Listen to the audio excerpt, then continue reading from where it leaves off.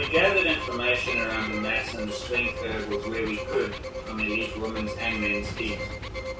And one of the questions that is what is the typical range between, for argument's sake, because this is statistically usable, the heaviest and the lightest 10%, or the strongest and the weakest 10%. And obviously there is a range within men's and within women's rugby for any method, for height, for mass, for strength, for speed, for power. There is a difference between the heaviest and the lightest. Now we know from the data that the heaviest to the lightest 10% differ by about 40% between both men. The typical male, however, is heavier than the heaviest 1% of women's players. So the male median is higher than the 99th percentile of women's players. And so therefore the implication is the moment you add someone with a typical male mass to the women's cohort, it extends the range beyond what currently exists within category. So a typical women's player, the median or the 50th percentile, is 26% lighter than the heaviest 2%. So the scenario where you have your average player attacking the heaviest player in the sport creates a mass disparity of 26%. The difference between typical and typical across categories is 31%. So there is no scenario parity in mass, and the same is true for strength, that we have bench press data from a limited number of teams.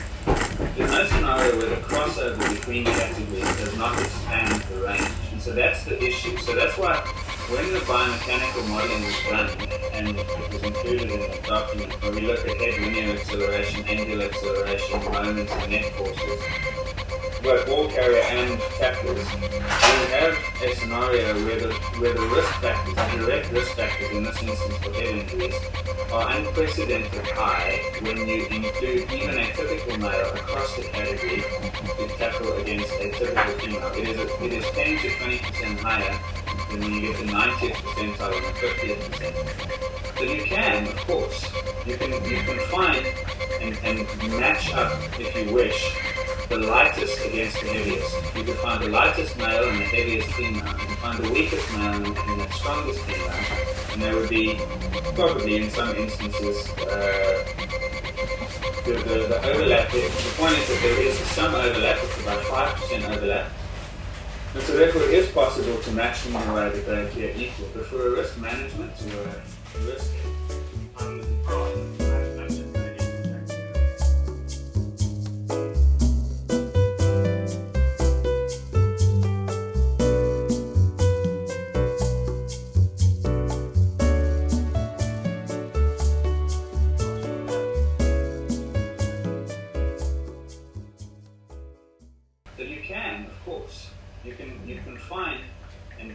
match up, if you wish, the lightest against the heaviest. You could find the lightest male and the heaviest female. You can find the weakest male and the strongest female. And there would be, probably in some instances, the overlap. The point is that there is some overlap, it's about 5% overlap. And so therefore it is possible to maximize that technique for a risk management or a risk. Ron, I'm just going to interject here again because I think we're going off tangent again. The question was there any considerations between disparities with cisgender women only? So for example, if a woman has a higher testosterone level than is normal, was that also considered in this policy as a risk factor? I'm going to interrupt this. I'm going to reiterate what Yvonne said as well. There is the sense that World Rugby hates all people who are different and doesn't want this to happen. You all were, not you all, Megan, Verity, there were other people in the room as well who knows that we listened to everything and we are not monsters and have thought about every single thing. And this is not a policy or a recommendation that was taken lightly. There is so much that in every consideration, and the context around that is important.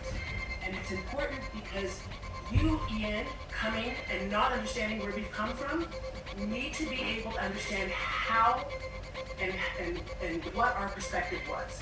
This context is important. I recognize it feels important in your time.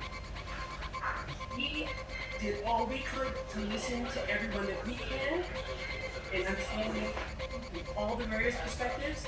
This, I think, is directly to the point that Megan asked, specifically around the variations in cis women, because that's a question that's been asked again and again and again. And the explanation is not a simple, no, cis women are all the same, or yes, they're different. Explanation is nuanced, and that's what Ross is getting to. And for you to be able to understand, so you can then speak to your organization and to the people for whom you advocate, who say, this is where World Rugby went wrong, or this is why World Rugby made that decision.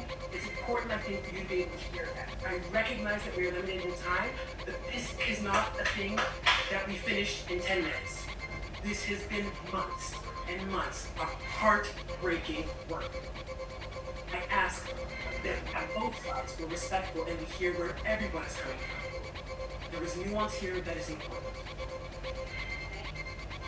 Ruth, I have read the policy and I've read your positioning, and I think that just because I'm new on the call doesn't mean that I'm new to the positioning. So why I keep focusing on the specific question is because we came up with these questions because there were gaps in what we've read. And so we're asking a very specific question from the assumption that we've read your position and we understand where you're coming from and we're trying to find those gaps. So asking the question as if there was any specific research for cisgender women doesn't come without understanding what Ross has already said. We've been there, we've read that, we came to the meeting prepared, we've read your position. And so that's why our questions are very specific.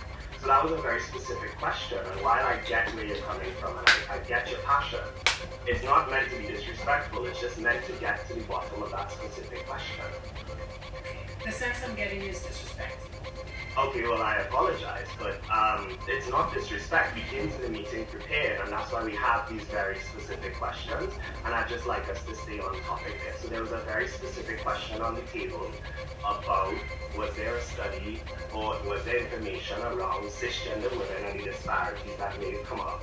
Because we want to be able to give you at the end of this an opinion on where we think this went wrong.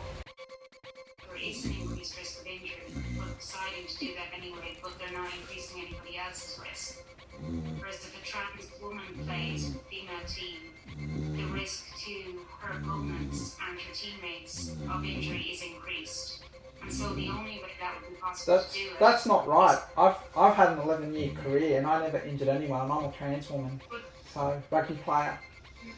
Nice to meet you, Carla. To Ina's point, the working group looks at this for individual people to accept a decision. We can't look at individual cases. There's so many players there that you have not bothered to contact or get in touch with. Just give me a second just to answer the first Okay, question. you answer it. That's fine. Stop it. Stop it. Stop it. Stop it. Stop it. Stop it. Stop it. So if a trans woman is playing with a female team, as I've said, the science that we have reviewed says that the risk of injury increases by a significant amount.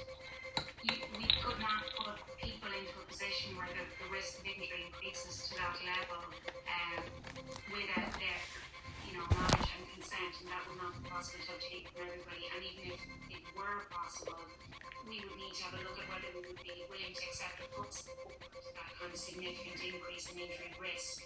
So, and just let me just finish off the point. So, if a trans man makes an individual decision that they wish to play men's rugby, the idea of having a certificate there is to make sure that the person understands the risk. So they must discuss it with somebody who understands the physical requirements of rugby.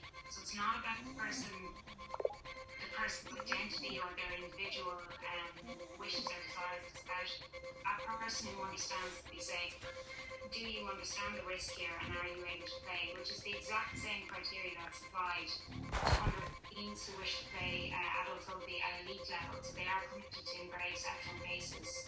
And again, to players who play front row when they are too young. So they're increasing the risk for themselves, but not for anybody else. No, I'm not talking about how people feel. I'm talking about the risk of physical injury. And just to take up a point in Carolyn while ago, who said that she has played rugby for many years and never injured anybody. I've driven my car for 20 years and I've never crashed. Yeah, but you're not going to. We've got to move away from a simplistic, personalized approach. Because something hasn't happened to you doesn't mean that it can't happen. And what we're talking. You're not going to stop trans women from playing. One second. I finish my point. Thank you, Bernie. We're just getting to the point where it's not about how people feel about this in terms of objecting to it. It's about a risk and an acceptance of risk. So somebody being from an opposition team is being exposed to a risk that they haven't signed up for. Whereas in an open category, they're signing up for that risk in the knowledge and the awareness of what that may include, because they would play against cis men, against trans women, against cis women. There is an open category. That's an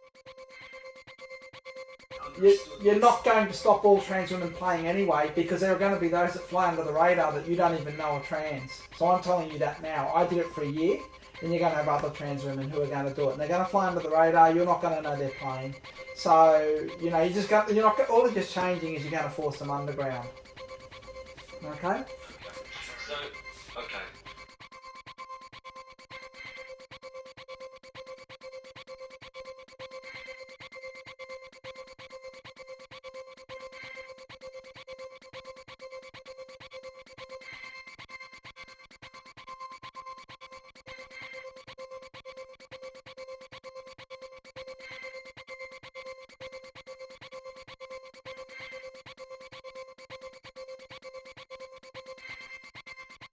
My name is Catherine Treader and I play hooker for Beantown RFC and for the USA Women's National 15s team.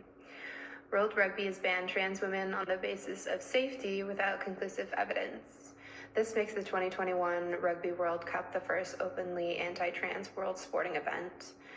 As a woman in sport, I've felt unsafe when my team had to pick up glass and garbage off the pitch that we were meant to train on, when a former coach made homophobic and racist comments towards me, when we do contract training without an athletic trainer on site, and when we train without proper equipment. But I have never felt unsafe sharing the pitch with trans women. This is against the spirit of rugby. I call on World Rugby to focus on the things that undoubtedly harm women's sports and keep rugby for all.